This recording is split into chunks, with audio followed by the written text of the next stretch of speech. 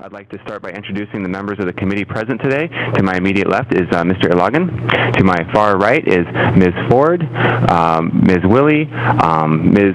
Poindexter is excused, Mr. Onishi, Mr. Yoshimoto, Ms. Eoff, Mr. Kanuha. I'm Zendo Kern, the chair.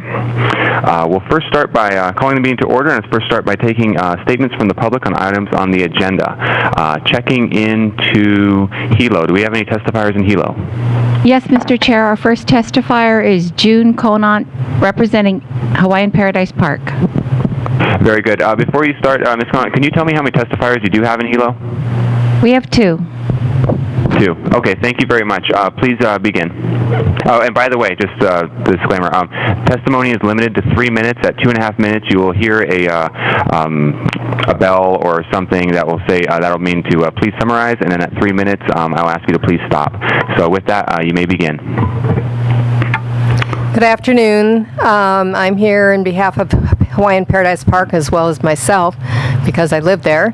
And the Albizias, of course, are a big issue for our park.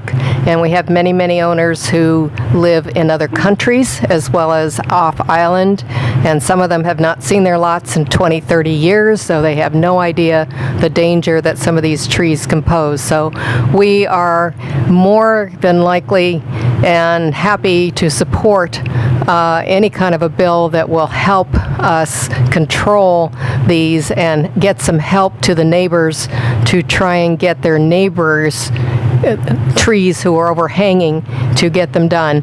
We do have a little bit of an objection to Ms. Willie's section 2022 and 2023, especially 2023. I know as myself, I'm retired, fixed income. If I had a lot next to me and had to spend thousands of dollars to try and get the trees next to me done and possibly never ever get any recompense for it, it would be a real hardship. So I don't think we can go along and support that particular amendment.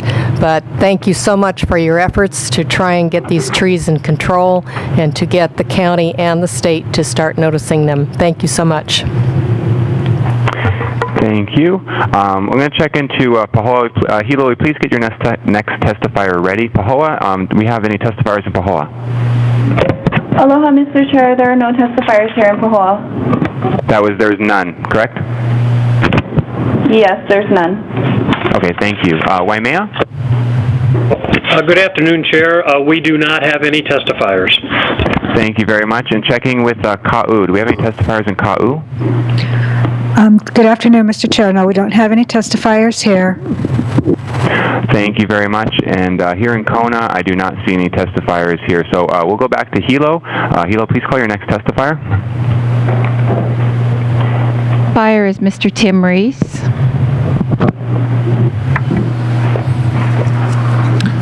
Aloha, good afternoon, Mr. Chair. Should I start? Yes, please.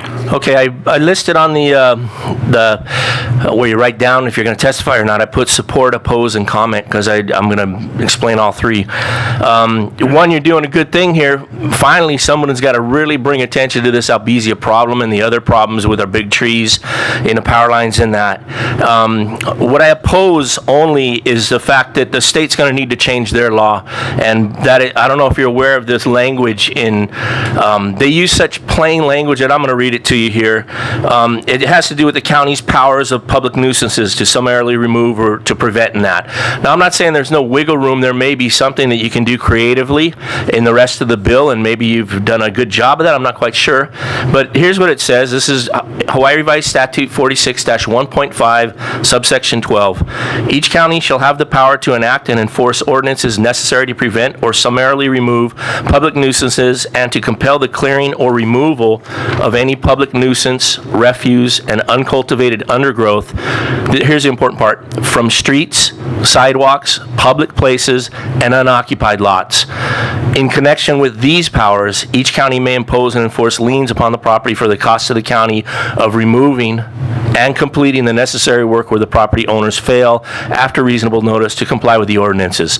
Oh, that's basically the gist of it. The problem for this bill right now is that the county or the state legislature has drawn a bright line between occupied and unoccupied lots, what the county can do and where your powers reside. I think it talks about clearing undergrowth, refuse, any public nuisance from streets, sidewalks, public places, and unoccupied lots. Now, I'm not going to sit here and lie to you and tell you that I've researched the entire legislative history on Bill 40 or Statute 46-1.5. I'm actually in the process of that in a court proceeding I'm going to be bringing against this county on another matter that I've spoken of quite often here. But I can almost guarantee you the question about occupied and unoccupied did come up while they were passing this statute 46-1.5. So it's not something that unfortunately you can just go over lightly and add in and occupied lots, because you're talking about the powers to foreclose and set liens on. So, you know, to the detriment obviously of Paradise Park and other subdivisions, they don't give you that authority, and it would be really unwise for the county to buck that authority. We've done it before, and it gets you in trouble. So it's better to do it the right way now than to have a self-defeating illegal clause in there. And unfortunately, I would agree this is something that the state needs to work on and open up. However, think about DHHL and your language about foreclosing. That's another area that I'm sure the state was interested in when they passed this law. Occupied lots, DHHL, unoccupied. County has no power to foreclose on those or even to enter liens.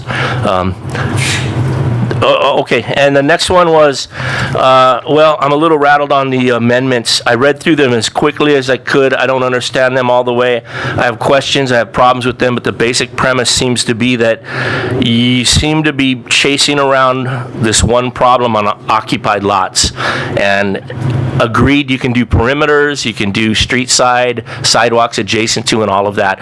So there's where I support your bill, where you have that kind of language in there now. It seems to be in good conformance with the state law as it is, and we need to work on getting the state law changed possibly to really address the Albizia and other large brittle tree problems.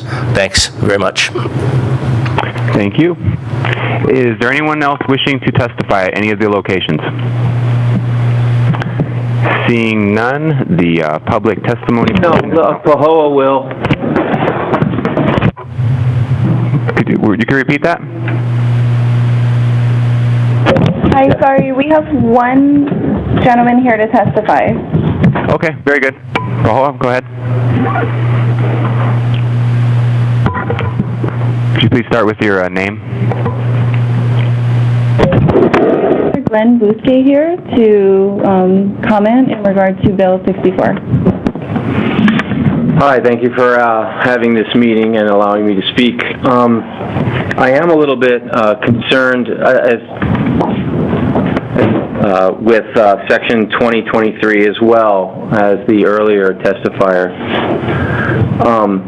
It seems like all the laws that are being written, as much as I want Albizia trees taken care of, it seems like all the legislation that's being passed down is to fault and criminalize the end user, which is really, really going to be tough. I mean, we need to take care of the trees and remove the danger. But what's scaring me is that if we don't tell people up front that they're buying property with dangerous trees on them up front, we're still going to be selling dangerous lots with dangerous trees to people who are unwittingly going to incur huge costs to remove their trees. So I'm just looking out for the end user here. We need to remove the trees, this is true. But when do we get help from the county and the forestry department? Are we sure all of those programs that are going to bring money to the table to help people who are having trouble removing their trees? Is there going to be county money? Is there going to be state money? Because remember, when these trees were brought in 1917, they were brought in just to make lava land look good again, possibly even have a forestry industry created. So at this stage, do we really need to word all this harsh language for end user, whoever owns the property? Yes, there's delinquent people. They need to be, induced to take care of their maintenance issues with their property overhanging their neighbors. But are we going to criminalize everyone for having trees on it when they just live in Canada and they bought a lot in Hawaii? Are we going to criminalize those and then start taking their property away from them because they got trees on it when they're trees? So I think we've really got to, I don't want to put the kibosh on this bill because we need to remove these trees, but we really need to think a little bit kinder about how we're going to do this. We're just going to criminalize everyone. All right, everybody, we've got to work on the writing of this. Thank you very much for your time. Thank you. Is there anybody else wishing to testify at any of the locations? Seeing, hearing none, public testimony is now closed. Moving forward to referrals. Madam Clerk, will you please read in Communication 246, Bill 64. Communication 246, Bill 64, amends Chapter 20, Article 2 of the Hawaii County Code, 1983, 2005 edition, as amended, relating to clearing occupied and unoccupied lots. From Council Member Zendo Kern, dated April 12, 2013, changes the title of Article 2 to Clearing Occupied and Unoccupied Lots, adds occupied and, adds definitions for refuse, undergrowth, and unsafe flora, changes title section 20-21 to removal of refuge, undergrowth, and unsafe flora required, adds unsafe flora, and amends that section and changes title of section 20-22 to complaint by adjacent or abutting owners, request to clear, adds or abutting, deletes owners, and adds owners, and amends that section, amends section 20-23 by adding occupied lots. Referred to the Environmental Management Director and Environmental Management Commission, referred on April 30th, 2013, postponed July 9, 2013. Note there is a pending motion to recommend passage of Bill 64 on first reading made by Mr. Kern and seconded by Ms. Willie. And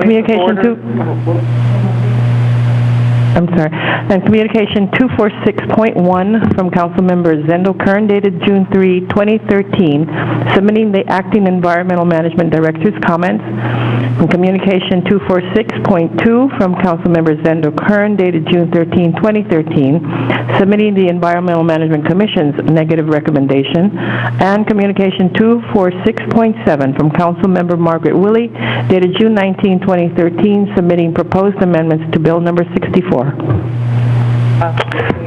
Thank you, Madam Clerk. Yes, Ms. Willie? I'm just wondering who should chair this. This is your bill, your committee. I also have a communication. I'm happy to let you go ahead, or if we want to have Jay, or it would ordinary. How do you want to handle it? I was going to turn it over to my Vice Chair, Mr. Kanuha. Okay, I was thinking this was the one that I was... You're the planning Vice Chair. That'll be coming up next. So. Okay, apologies. No worries. Thank you. Okay, we have a pending motion, so it is live. With that, I will relinquish my chair to the Vice Chair, Mr. Drew Kanuha. I'll make the record show that I've assumed the chair, and we'll start discussion with Mr. Kern. Thank you very much. So what I did is last time that we had the discussion, I think we get the gist that there's an issue out there with unsafe trees, and there's really no mechanism to get them taken care of. Some of the issues that we had come up with last time was, the clear and present danger as some of the wording. What do we do about the bad neighbor policy? What do we do if there's an existing stand of trees and somebody comes and builds a home on that? And I have something that will hopefully take care of that. So I'd like to, I move to amend Bill 64 with the contents of Communication 246.8. Second. It's been moved and seconded, moved by Mr. Kern and seconded by Mr. Ilagan to amend Bill 64 with the contents of Communication 246.8. Let's go with discussion. Thank you. Thank you very much. So what we did in there is we put in the unsafe flora, we added in instead of an immediate, a clear and present danger. and that goes in on the section 20-21 as well. We also included that in section 20-22, and in that section, we also have a clause in there: if the offending uncultivated undergrowth or unsafe flora is registered as an endangered or protected species or on a list of exceptional pursuant to Chapter 14, Article 10 of this code, or if the owner wants to keep the offending uncultivated undergrowth or unsafe flora, the owner shall submit a writing treatment plan, and that treatment plan shall be approved by the Department of Homeowners Association if applicable. So it's a way outside of the exceptional or protected species. This is a way that the homeowner could say, I want to keep this, here's what I'm going to do, and there's a mechanism for them to do that, and it would still mitigate the potential threat. The other is if a home is constructed in close proximity to an existing stand of trees used for windblock, boundary markers, or ornamentals, the homeowner shall not lodge a complaint under this section and shall seek other legal remedies should an emergency situation arise. So it basically if they build their home in that area, they can't file a complaint against that. So I thought that was a good safe mechanism. And the other for unsafe, the bad neighbor policy, if a person lodges 3 unsubstantiated complaints about the same refuse, uncultivated undergrowth, or unsafe flora, the individual will be prohibited from filing future complaints in this section. So it'll basically, cry wolf 3 times, you can't do it anymore. So I hope my fellow council members will support this amendment, and we can get this amendment in there, and then I can talk more about the bill. And I look forward to any other discussion or any other feedback. Ms. Willie? And Councilman, Member Kern, I'm just looking at yours and sort of comparing it to mine, because now there's a lot that are the same, but trying to pick out what's different between them. And let me just say, in general, I think this is one of those cases where, which we were coming into, where we're balancing public interests, private property interests, and where do we balance out to be the most fair? And anytime we're affecting private property, obviously we need to be particularly concerned. And in the case of trees, where in terms of our watersheds and our whole environment, promoting more trees is better. Now, I really appreciate that you did change it to clear and present danger. I am concerned just in terms of our council pocketbook, as we were just going through that on the previous bills. And therefore, I did put in additional provisions.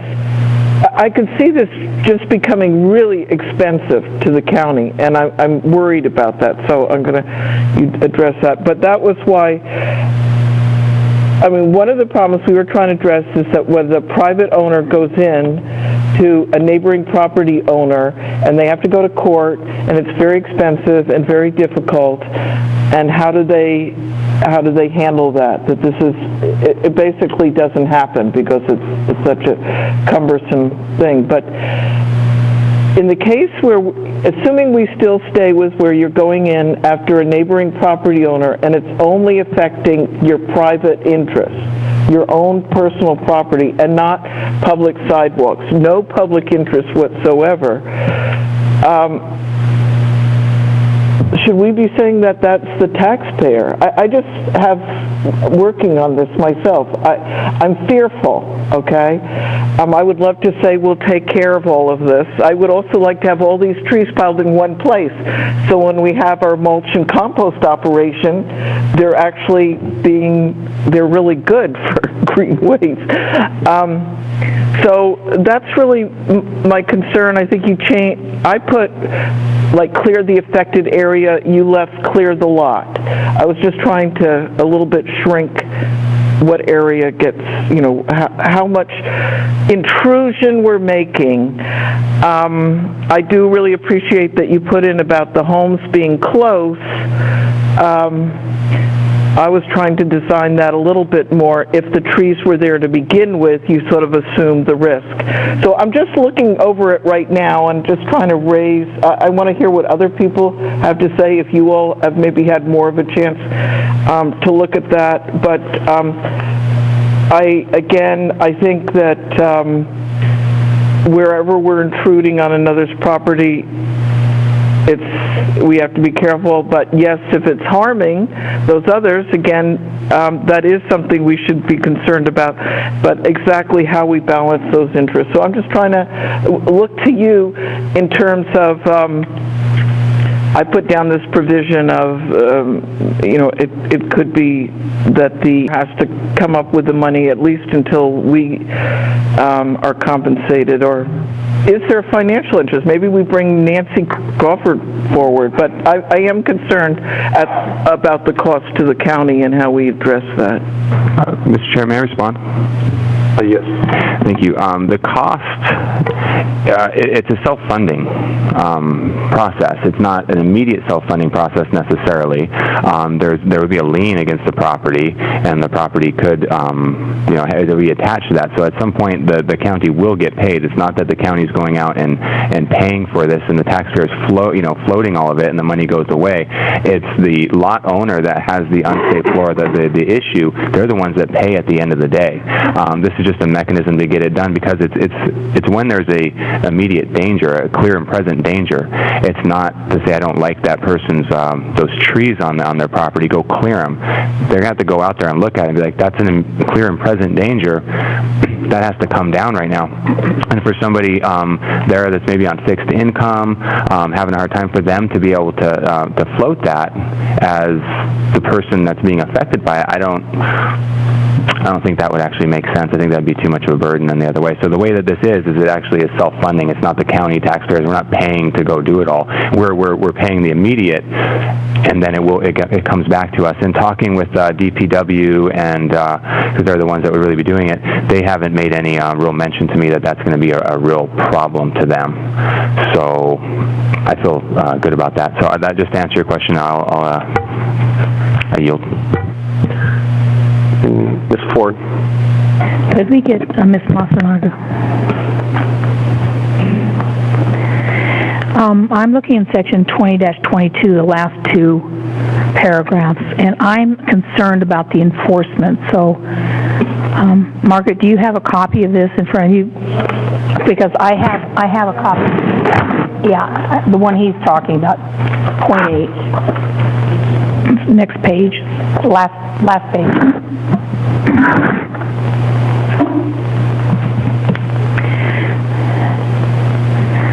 Okay, I'd like Margaret to read these very carefully, and then I'll ask some questions. Okay, so just so that I'm looking at the right one. State your name. Oh, excuse me, Margaret Masinaga, Deputy Corporation Counsel. Thank you. Okay. Okay. The last two paragraphs underlined under section 3 on the last page. I'm sorry. On the last page? Oh, okay. On 20-22, the last three... Excuse me, I apologize. It's on page 2, the last two underlined lines on page 2. That's part of the transmittal. That's underlined about if the home is constructed? Yes. Okay. Okay. Let me see. The home is constructed. The reason I'm asking Margaret to look at this is for enforceability. You know, just reading it on the first paragraph about the emergency situation arise. Is that what you're looking at? No, let me start with the basic premise. There's some exclusionary terms in here used for wind block, boundary markers, or ornamental. So if a house is constructed in close proximity to an existing stand of trees, so I just bought the lot, I'm building my house, and I put it right up next to these horrible things. But those things were planted as a wind block, boundary markers, or ornamentals. I'm not allowed to lodge a complaint under this section and I have to go to some other legal remedy should an emergency situation arise. Now, I don't know what the emergency situation might be, but let's just assume for a second an emergency. I built my home, and this tree drops branches, right? This is a bad tree for dropping branches. It's going to drop it on my roof. How much of an emergency does it have to be? The branch is dropped on my roof, or it's threatening to drop on my roof, because that's what Albizia trees do. They drop branches. So the concern I have for enforcement is anybody can say, hey, I put the trees in as a wind block, I put them in as a boundary marker, I put them in as an ornamental. You can't do anything unless you take me to court. How do we enforce that? We, the county, enforce this. Yeah, I do. Excuse me, I have a hoarse voice today, but I agree with you that there might be problems because they constructed, these type of trees, like you said, wind block, boundary markers, or ornamental, but they may in fact cause an emergency situation, and so that might expose the county to liability. Some exposure to liability. I would, like to research to see if there were other situations. I know on Kauai they had an issue with these types of trees, but I don't know if it was involving wind block, boundary markers, or ornamentals. So I would try and go back and research and see if it was this type of situation. Okay, that's one concern I have. The next paragraph, if a person lodges 3 unsubstantiated complaints about the same refuse, uncultivated undergrowth, or unsafe flora, that individual will be prohibited, doesn't say shall, will be prohibited from filing future complaints under this section. Okay. I'm playing devil's advocate here now. Are they prohibited from filing future complaints against that lot owner or against any lot owner? Because the way this is written to me is ambiguous. From filing future complaints under this section. So, I might just be the bad neighbor, and I've complained 3 times, and it's been unsubstantiated. And I agree with what you're doing here. I understand what your intent here is. That's good. But should I also be prohibited from filing complaints against the guy across the street who's got the exact same problem? And I don't think you're trying to get me to stop against the guy across the street. I think it's against either the person who owns the lot or I think it's or the lot. You can't do it against the lot, so it's got to be the owner of the lot. So I think in that particular case, you should amend this in some way and maybe talk to Corporation Counsel that they cannot lodge future complaints against the owner of that lot or the current owner. Maybe even you should go farther than that, say current owner of that lot. Because the next owner comes in, those trees are now X years taller, bigger, wider, and far more dangerous. And the county might look at these a lot differently in that event. So Margaret, because I'm concerned that this person who's got 3 unsubstantiated complaints, on the 4th complaint may have a complaint against somebody totally different. Like it's a new owner. A new owner, bigger trees, or the lot across the street, and it's legitimate this time. How do we amend this in some way to make that person have the legal right? Because I don't want to say, just because he's been a bad neighbor to you, is he going to be a bad neighbor to the next guy? Maybe not, Yeah. And I don't want him to lose his or her rights forever and ever, amen. So please address that issue. Mr. Kern, so you drafted this portion of it. Did you mean to say the same person or the same current lot owner on the 3 unsubstantiated complaints? It's basically the same one over again. I think that's a very good point Ms. Ford brings up, and I actually wrote down that against the current lot owner, and I don't have a problem with making that amendment. I don't want, because if they're making a complaint against the person on the right and it is unsubstantiated, the person on the lot owner on the left, if there's a real issue there, they should have that. Yeah, that's a different right. situation. Thanks for pointing that out, and I'll take care of that.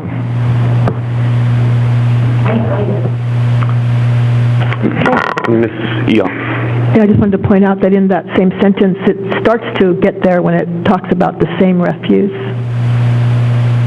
earlier on.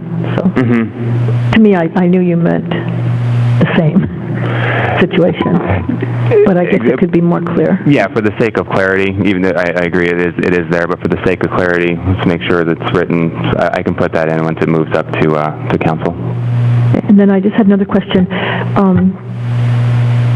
With regard to formatting, is there any reason that you chose not to use little a, little b, or would that be done when it gets transferred to the code?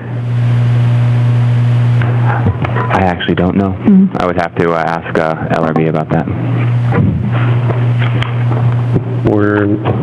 Did you have any more comments, Ms. Eo? No, for the most part, I think Mr. Kern has addressed a lot of the concerns that I read about in public testimony and heard us discuss at the last meeting. I was trying to compare some of the other things that Margaret, Ms. Willie had put into her amendment, but I know we're not discussing that at this time, but I think if Ms. Willie did see something that stands out that she thinks needed to be added to point 8 here, I'd like to hear that from her. Which one? I'm trying to compare, well, we're not discussing your amendment, but I know so, but in this discussion with regards to communication 246.8, I realize that Mr. Kern has included a lot of the concerns that we've heard and talked about. Is there anything that you would still see needing to be done to point 8? Yeah, I just got this, so I think that if we vote it forward, we'll still have a little more opportunity to review. But I feel like, Zendo sort of said at the beginning if anyone has suggestions, and in part I put this forward to give my suggestions. I don't feel I need to offer this as an amendment. I just, a couple things, like on the one about where the home is constructed in close proximity, I think the difference between what I had of taking into consideration whether the complaining party contributed to the degree of danger, it's sort of what was there first. You sort of assume the risk if the trees were there first. I tended to like the way I worded it better, but... let's just stick to this amendment. Yeah. Okay, which is the one that he... 246.8.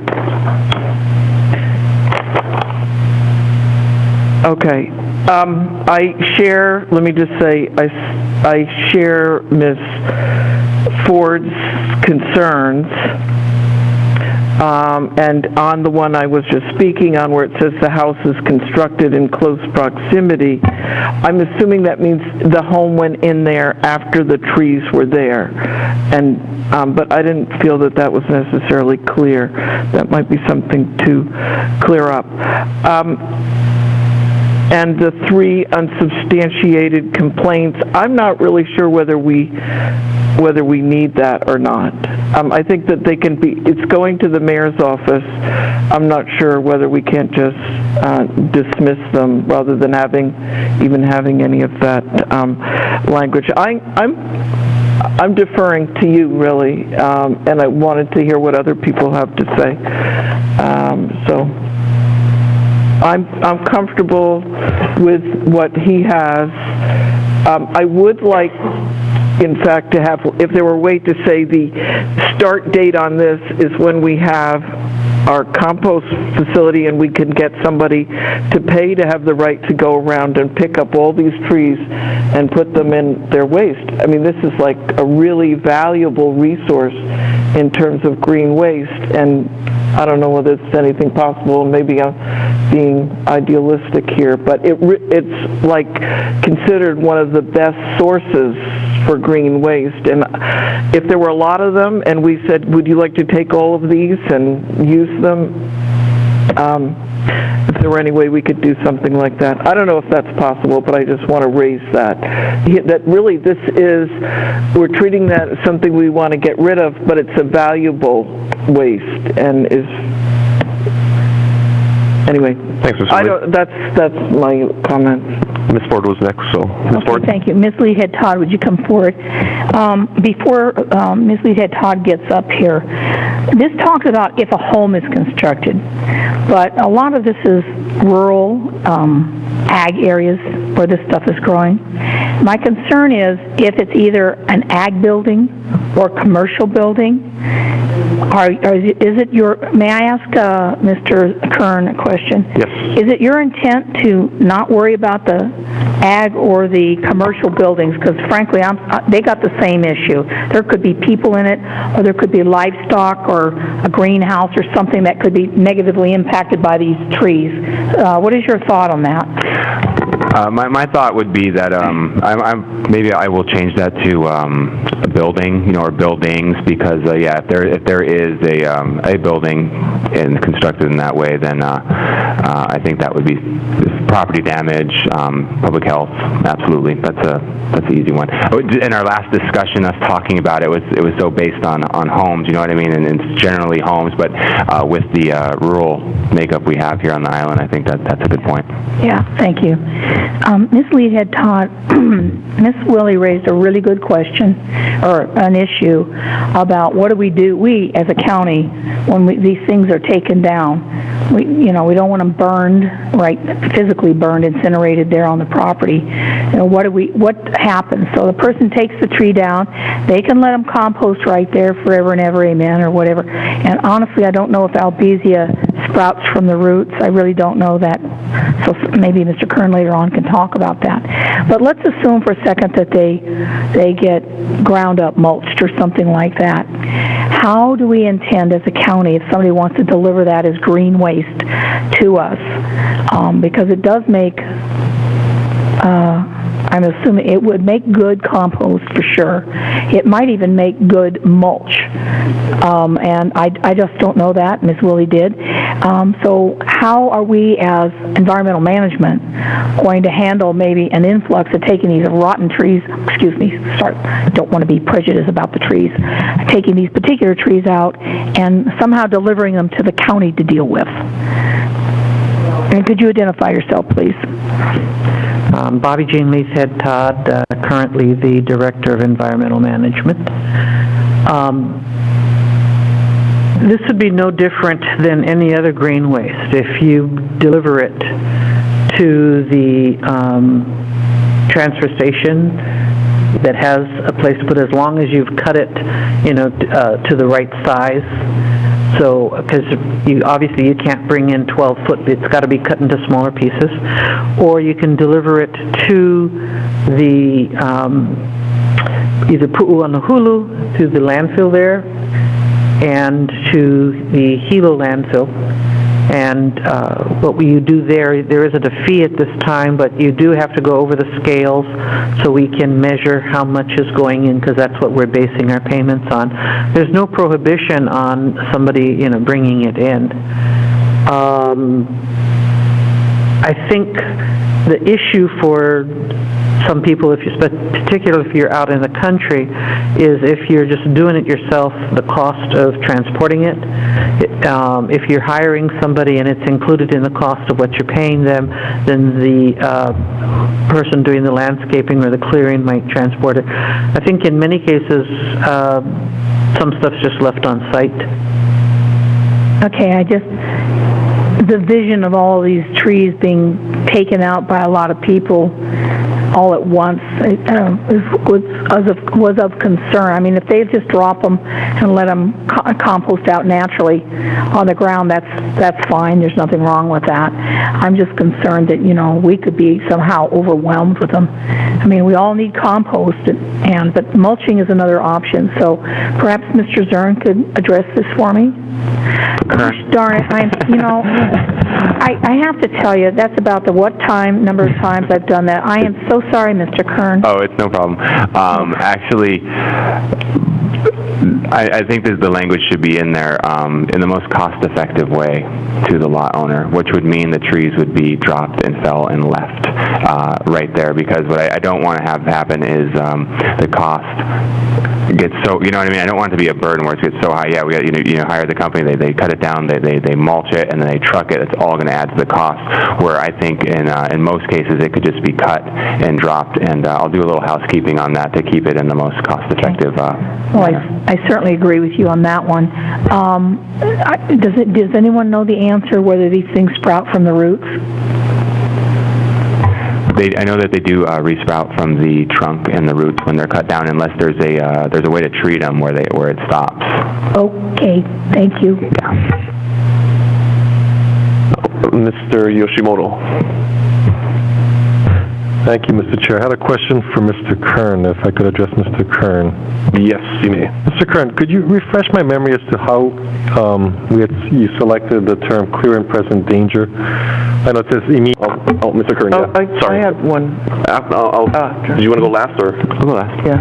Just quickly, and I'm not going to introduce my proposal. I'm going to just allow you to make whatever changes you think appropriate. And I do think imminent is fine with me. I would like to say, perhaps we could, if you could investigate a little bit about the idea of using this mulch and that, and maybe requests for ideas or proposals or information where perhaps we set a date. Anyone that has a dangerous one, submit it by a certain date, and we could actually have people come in here and be willing to come in and cut it down and cover the cost and take all of that.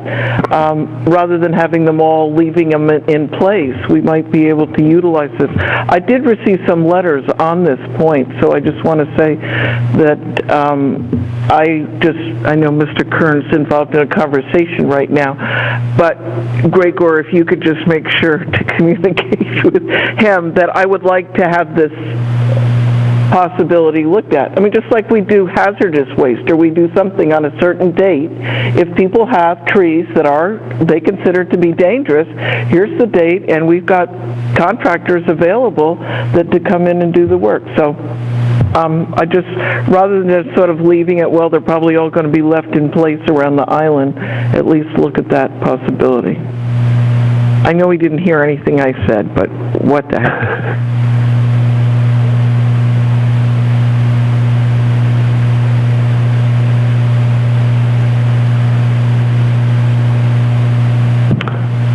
Mr. Kern. Thank you, Ms. Willie. My amendment, I put it forward really for suggestions. Okay, so what I'm going to do is, since we have, I like this kind of group discussion on figuring this out, I'm going to withdraw this amendment and just come in with a new, instead of amending it once, come in with another amendment, just withdraw this, come in with a new amendment that'll cover all of the issues, changing some of the language, etc., and we'll just do it one time. So I withdraw communication 246.8. Okay. Mr. Chairman, may I make a statement? Yes. I understand Margaret doesn't want to bring her bill forward, and I understand why, and I appreciate that. And Mr. Kern is going to withdraw and do a little bit more. But there was something in Ms. Willie's bill, and she alluded to it somewhat in her original comment, and I would like her to bring her amendment forward only so we can discuss it, and then she can withdraw it, because I would like to hear from Corporation Counsel on something that she wrote. Is that possible? Because it might mean you do your next amendment a little differently. I don't care.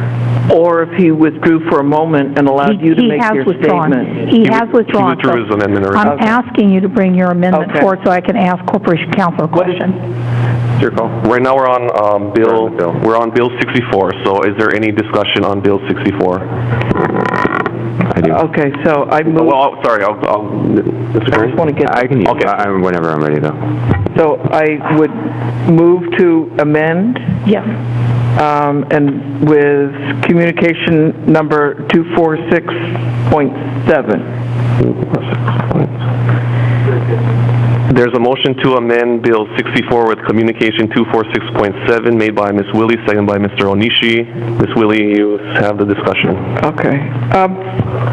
And much of what has been said, it is incorporated. Again, I want to stress the financial issue with regard to the county, the idea that you put liens on property. I'll just tell you, there's no money coming in until that property is sold. I mean, when we talk about bus fares, we're talking about big buses here. So I just want that to be aware. I also just encourage making things a little clearer in terms of that provision about the home constructed near. The idea is that there's an assumption of the risk there. And I did have a question in terms of where I had the information going out, such as to the homeowners association, but I didn't have it like that the homeowners association had to approve this, and I wasn't clear on how that differentiated from mine. So that was, in other words, whose is this, where it has to get homeowners approved by the department and homeowners association, if applicable. I don't know when something's applicable or not. And then I think that one other question I just had was in terms of sort of entry into the full lot, whether it's the lot or the adjoining property. But in that context, I just want to go back to what Tim Reese brought up, and I think that when Margaret Matsunaga does her research, she could advise us on any potential inconsistency with the state law. So, I don't know, Brenda, if there's something in particular, then I'll yield. Thank you. Can I respond real quick to Ms. Willie about the homeowner association? That's in the case of a homeowner association that has a lot, like real strict CC&Rs, and everything has to go through that process. In most cases, it wouldn't have to go through it, but there would be a case that it could, so we might as well have it in there. Okay, thanks. Okay, thank you. This is not so much questions directed at Ms. Willie, but just I want the group to think about this. On the page, section, let's see, the third page of her amendment in section 20-23, one of the things that she changed here is the expense of clearing, instead of any lot, the affected area. Because if somebody really wants to have one of these trees growing in the middle of their lot, it's not impacting anybody around them, other than it's spreading its seeds. That's one thing. And I like the idea, because when you say clear the lot, that there's a big expense if you clear the whole lot of Albizia versus clear an affected area where it's causing the danger. So I just wanted to comment on that. Before I go to the same place, I want to go back to on page 2D. The mayor shall take into consideration whether a complaining party contributed to the degree of danger, such as by building in proximity of the offending flora. Okay, I'm having a problem with that one, because I could build something on spot X and not know that right next to your property line there's a seedling that's now 1 inch tall that is going to be 40 feet in 2 years. And so, when you talk about, and maybe Margaret needs to come back up here for a second, when you talk about how much a person contributes, obviously I don't know that there's a seedling 1 inch tall, and, I might be able to prove that in court, but it looks to me like we're taking the mayor and putting him into the position of Solomon and saying, okay, how much did Brenda contribute to this versus Margaret? And I don't want to put the mayor in that spot. And so, Margaret, I guess my question is to you is, how is it possible that the mayor could make such a determination, and if it's legally his right, I guess right's the wrong word, ooh, that was kind of weird, didn't it? If it's his place to make that kind of determination, or can he? Because those types of decisions sometimes wind up in court of law, and with a judge. So yeah. Oh, well, excuse me. I tend to agree that this paragraph D, you're talking about section 20-22, paragraph D, may be problematic. Okay. Yes. Okay, so I'll just leave it at that. And then I'm going back to the next page, again, down in section 4, section 20-23C. In cases where potential hazard only involves private property, prior to proceeding to clear the lot, I have an issue with that word, the county may require the complaining residents or property owners deposit with the county and check payable to the director the estimated expense of clearing with. I don't agree with this at all. Okay? And the reason I don't agree with it is this is under the section for clearance by the county costs. I don't know, since we have the ability to put a lien on the property, we got real property that we can always foreclose on if it's eventually not paid, and I don't know how long eventually can be. It can be a long time. Is it reasonable that we would say deposit some kind of amount of money and then we'll clear it at the county's expense using your money? If there's anything left over, we'll give it back to you. You know, frankly, if I were a person that didn't want to have to do this, that would be my option. Fine, I'll give you $2,000 and you let me know. You know, there's a lot of absentee landlords, and I don't know how this is going to work, and again, or how practical it is to do this versus the lien. I just don't understand that. So could you comment on that? Well, I think Ms. Willie has the right intention on this paragraph 20-23C, but I would, because I'm not normally advising finance department, I would actually want to consult with Craig Masuda, who advises finance, because, you know, we are talking about how this would work mechanically with the director of finance. Okay. So, yeah, I would definitely need to ask him or Nancy Crawford. Okay. I'll leave this to Mr. Kern to do that. Thank you. Got it. I mean, with regard, oh, sorry. You yield, Mr. Kern. Thank you.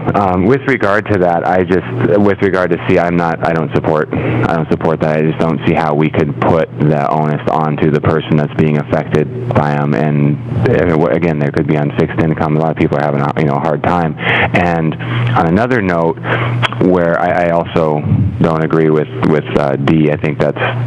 I think I can do better. The concept with that sprout that Ms. Ford's talking about, part of this bill, I hope, will be that people will see that coming up and they'll go take their machete and they'll just cut it down. It's kind of like there's not a cop at every mile when you're driving down the road. You see the speed limit and you try to hold within that because of the concern that you might get a ticket or the concern that you might, you know what I mean, you're unsafe. So this, I feel, has something in that, the force will also be in the people being more proactive.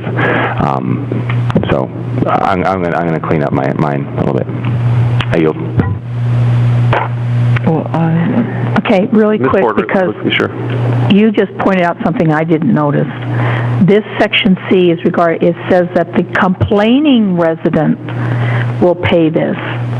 I was thinking that it was the owner, the property owner of the Albizia trees that was a problem. I would never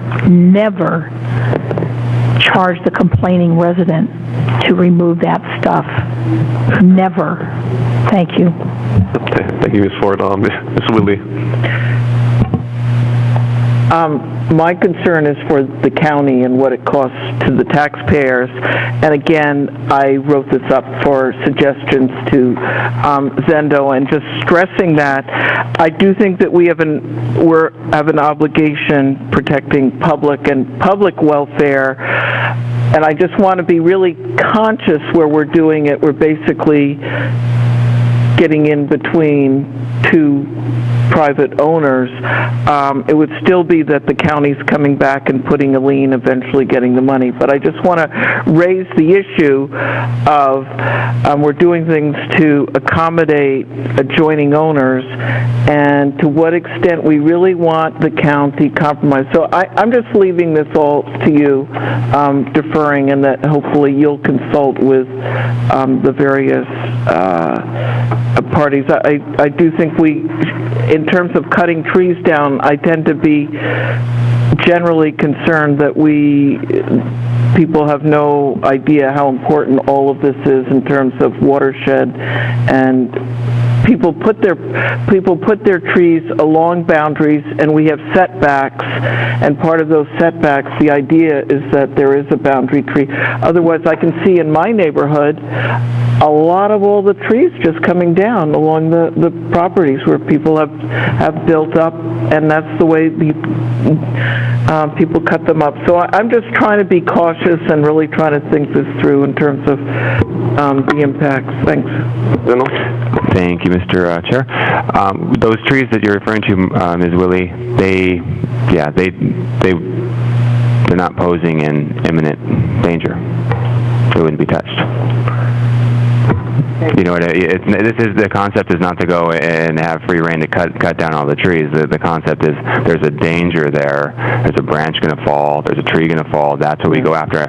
There was an article in the Tribune Herald. I'm not sure if it ran the West Hawaii Today about a week ago, and there was a gentleman that has some really large albizias right next to him. He's has some disabilities. He's I'm sure money's tight, and he's having a hard time getting anybody to do anything about it. It's held in this in a way that he can't get a hold of the owners, and it's going through this whole process. And just that day, or the day that the article came out, a huge branch fell right into his yard, right into the ground, sticking up. So that would have fell on somebody, done. Fell on somebody's car, property damage. That's what this issue is about. And that article was somewhat timely, because that's what this is trying to do, is prevent that, where now he would actually have a mechanism to go and say, and then it would also hold the property owner accountable. So this needs to happen. Again, it just needs to be done in the best possible way it can. Right. So I yield. I'm going to, once you withdraw, I'm going to move to... and I withdraw. These were suggested as just thoughts. Thank you, Ms. Willie. Communication 246.7 has been withdrawn. We're back on Bill 64. And mahalo for the additional discussion on the amendments and this bill. So we'll go on to still discussion, I guess. Is that what we're at? Is anybody else that hasn't had anything to say? Mr. Onishi. I just wanted to say maybe we should just postpone Bill 64. That's what I'm going to do. Okay. Mr. Ilagan, real fast. Go right ahead. Thank you, Mr. Chair. You all brought up valid points, and I like the fact that Councilmember Kern is making those amendments. I just want to say I do support this bill, because we do have that problem in Puna. And I just wanted to also emphasize what Councilmember Kern has been always bringing up, is that if it poses a danger, and it's not my assumption that this Councilmember Kern's purpose of this bill is to give that leeway where it is imminent danger to the property owner. So this is their other option. I just want to say I support you in this. Thank you. Thank you. Seeing no other discussion, Mr. Kern. Thank you. I move to postpone Bill 64 to our next committee meeting, which...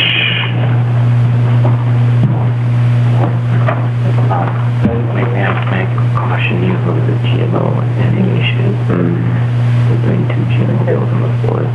They're all going to be for the 17th again. I know.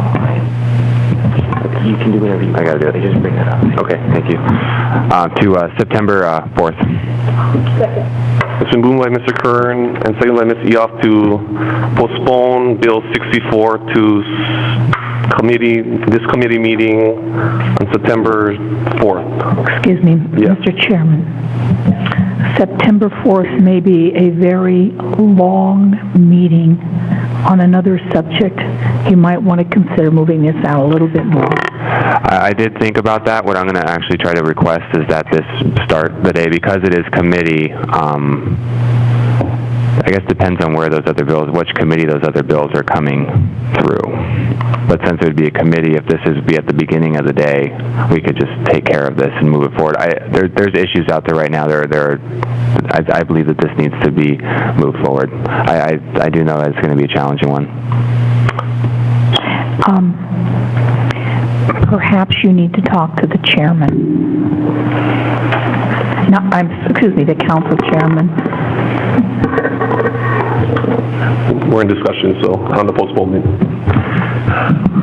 I think both Ms. Ford and Mr. Kern are stating accurate statements. I think if we take it early in the day, we can take care of it, because I think the other matter that you're talking about will be scheduled in the afternoon. So we're going to try and keep it as light as possible, so I think we can accomplish both goals.